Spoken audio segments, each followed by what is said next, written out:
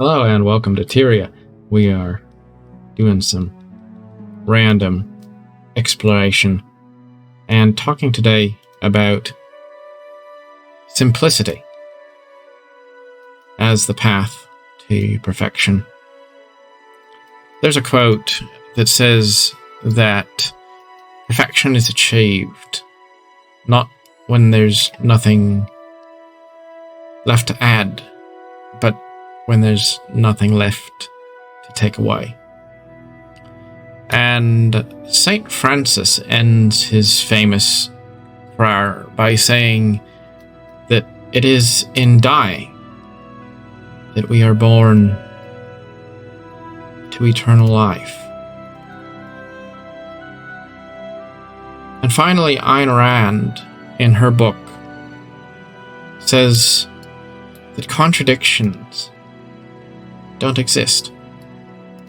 Rather, that if you're facing what you think is a contradiction,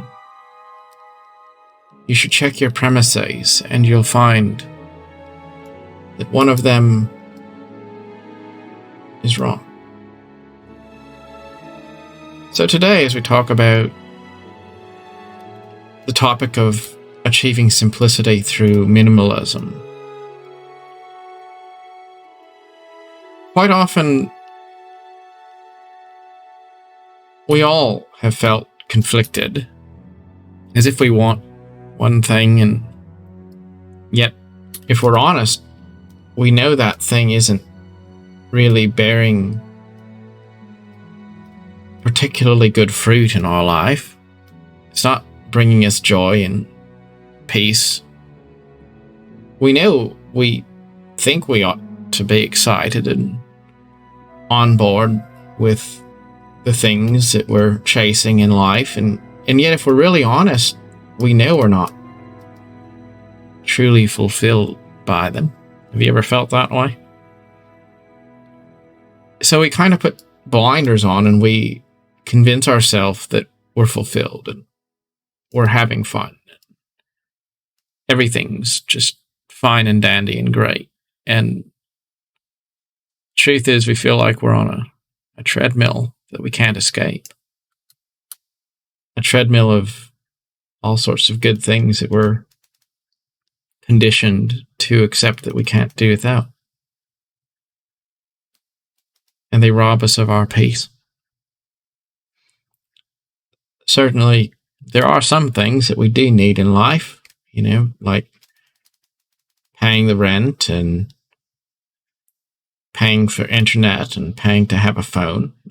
I guess those are debatable. It's possible that we could do without those things. We don't necessarily have to have a phone or have to have the internet. I mean, for that matter, maybe I could not pay my utility bills for a month and sit there and be in the dark with no running water and not bathe or something, and I could physically survive. But I think we'd all agree that there are some of these things which are truly necessities in a general sense. But beyond those necessities, there's other things which are a lot more optional than we might care to admit, like streaming subscriptions and the trip through the Starbucks drive-through and the life insurance policy that someone told us that we'd just be fools not to get, and the list goes on. So many different things, maybe a game subscription that costs $15 a month, and then there's another $50 DLC here and there, and there's microtransactions in the cash shop, and you're convinced that if you want to have fun with your gaming hobby, of course you've got to shell out a few $100s a year for that particular franchise, right? And all these things, they want our attention. They want us to buy in. They want to get their hooks into our spirit. Because once we convince ourselves that we have to have these things, then we never dare to check it out to see what it's like if we just cut it off if we just didn't.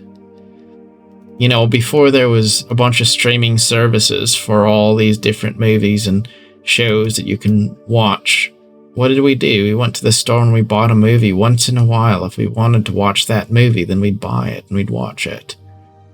And it was special. Or you'd go to the movie theater and you'd watch a movie for reals. Like you really enjoyed the movie because it was special. But then we got this abundance of choices. You know, there was a time when you didn't have a cell phone in your pocket all the time. You had a phone that was hardwired in your home. And if you were out, then you didn't get phone calls. That's just how it worked. And life didn't end. People were still able to survive. And now I understand the cost of a cell phone is remarkably cheap. There's not really a need to have a home phone that's hardwired when you can have a cell phone and it's quite cheap. But how many times do you go to the cell phone store and they'll tell you about all these different things you should be opting into and signing up for, and you need another line and you need this other device and you need to upgrade and things like that. There's so many different things that just want to add more. There's never going to be a time when it's just enough. And I think it's really important to get away from that cycle.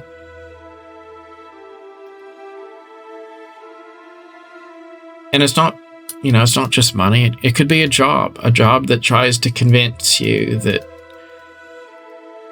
if you care more about the job than just being a way to earn money, if you make it your whole lifestyle and let it consume you, then you're going to be more fulfilled in life. You're going to be somehow, you're going to have a better experience. Like as a human being, you're going to be more well-rounded. Or something like that. We have a lot of promises out there, and promises are deceptive because they don't have to actually deliver. It's like that life insurance policy, They say, why don't you pay $50 or $100 a month, and then you have this great life insurance policy. You could borrow from it down the road when you get closer to retirement, and if something happens to you, then your family will be able to live and things like that. That sounds good. It really does sound good.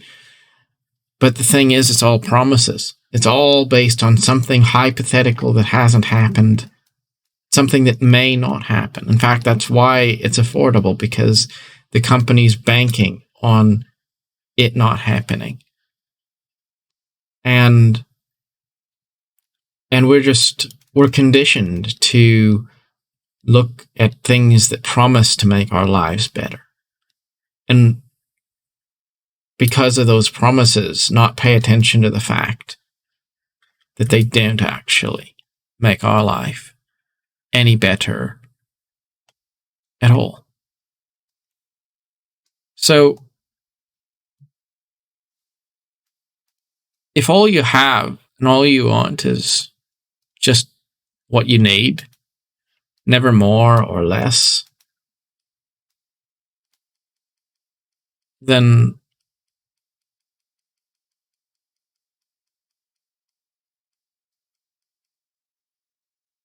that's really the path to peace.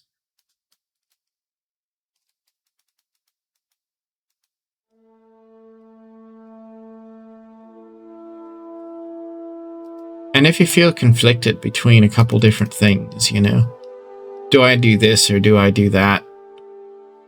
Maybe the answer is you do neither. You just let it go completely. And then you only add things back in if you really truly miss them, if you really truly need them. I couldn't tell you now how many things I've subscribed to and I had, and then I gave them up. And I found after I gave them up, that I didn't actually miss them because I didn't need them as much as the adverts tried to convince me I did. And here's something I think that's a good thing to close with, and it's a story of the 10 virgins who attended a wedding banquet in the Bible. And as the story goes, there were 10 of them, and they went to this wedding party, and they each took their lamps, and they were waiting until they were going to be allowed to go in to this banquet. And 5 of them filled up their lamps with lamp oil. And the other 5, they filled up their lamps, but they also brought extra. So while they were waiting, the ones who brought the extra oil, well, their lamps were fine, but the ones who didn't, they realized that they were out of oil and they had to go get more. And they said, well, will you share what you have with us? And the ones that had the oil said, no, you can go to the store and you can go get your own. There's not enough for all of us. And so they went to go get more oil for their lamps. And while they were off going to get more oil for their lamps, that's when the doors opened. And the master of the house came out and said, all right, you can go in. And then the door was shut afterwards. And the ones who had been prepared, they went in. But the ones that were gone off to the store to go look for more oil for their lamps, they didn't. They didn't get to go in. They missed the window. They weren't available when the door opened. So what does this have to do with perfection and simplicity? Well, it has to do with the fact that when your life is so filled with things that are stuff you believe you can't do without, when you're so busy, you're so consumed, you're so distracted and conflicted with all this stuff, you can't fill your glass with something good, because you first have to stop filling it with every random thing that you come across. You have to stop subscribing to everything that tells you that you need to get on board because you can't do without it. You have to stop being so consumed with so many different things.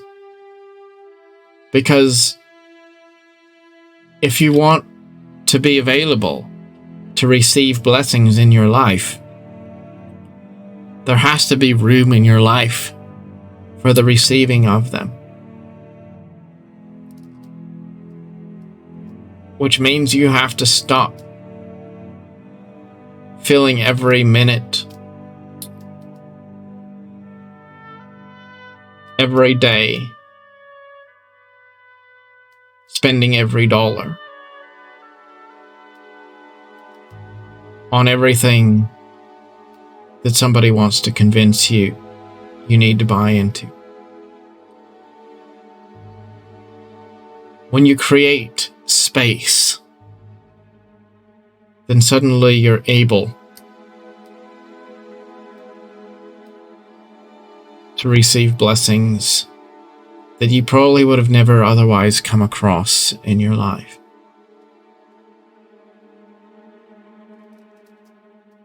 So my challenge to you, because this has been something important in my life lately, is to look over all those different things, all those important things that you thought were important in your life, and let a lot of them go.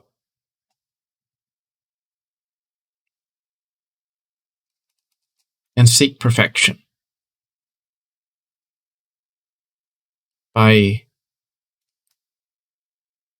removing redundant extra things until there's nothing left to take away, instead of always seeking something new that you can add.